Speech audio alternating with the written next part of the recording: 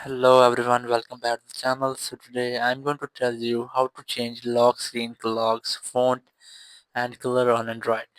If you're using an Android phone and now you want to change the color and font of your lock screen clocks. So let's see how can you do this. You just have to open your phone settings. In settings, just look for home screen, lock screen and wallpaper settings. You just have to tap on it, and here you have to look for lock screen settings. Just tap on it, and here you will get something just like this. You just have to tap on the edit icon to edit your lock screen.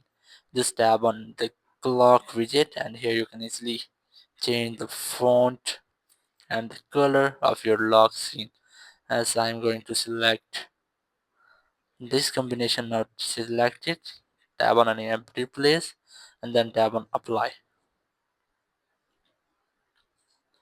In this way you can easily change the color and the font of your clock lock screen. Thank you very much for watching the video. Until the next video, bye bye.